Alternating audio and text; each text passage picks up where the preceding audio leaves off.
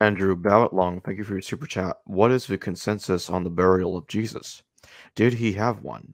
What what to you are the best two explanations on the empty tomb? For me, the best explanation of the empty tomb is that Mark created it. Mark, if you've been watching Mark going through his entire gospel, you know he's been criticizing almost ad nauseum the 12. He has no time for Peter, however you explain it. He's no time for James and John, as we just saw. He kind of mocks them, looking for first places.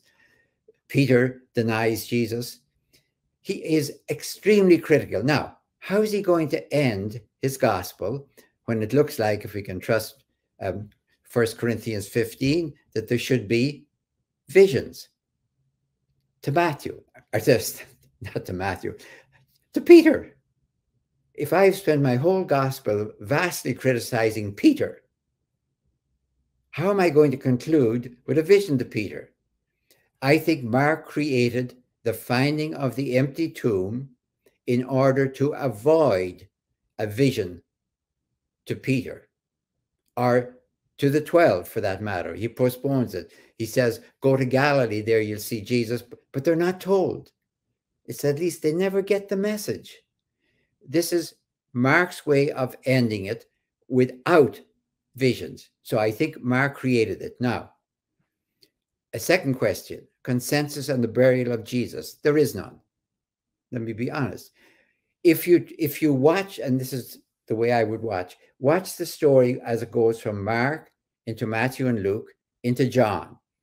By John, of course, Jesus gets a transcendental burial. I mean, it's so magnificent that it almost fills the tomb itself with the onions and everything else. I think what happened is that those who followed Jesus and those who loved Jesus did not know about the burial, did not know what happened.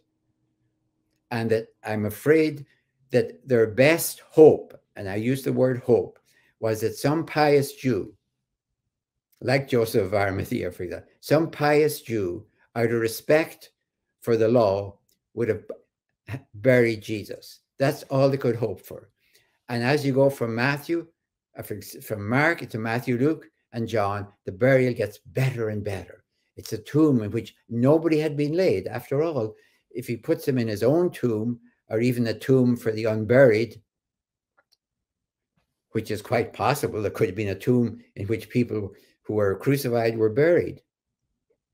But then how would we know where Jesus was? It has to be an empty tomb. It has to be nobody but his. So I find intense damage control utterly understandable as I read from Mark to Matthew and Luke. Watch how Matthew and Luke change Mark, and then how John changes them. I don't find, if I project before Mark, a very confident account of how Jesus was buried.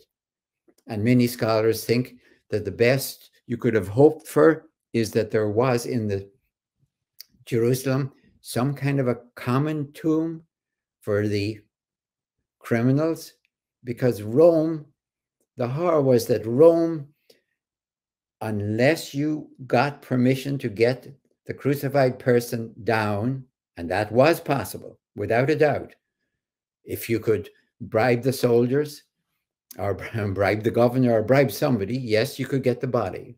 Yes, we know that. But unless that happened with Jesus, then the Roman horror was to leave you on the cross.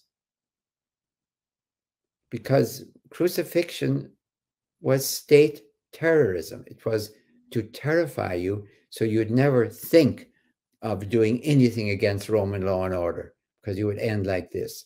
So it was like a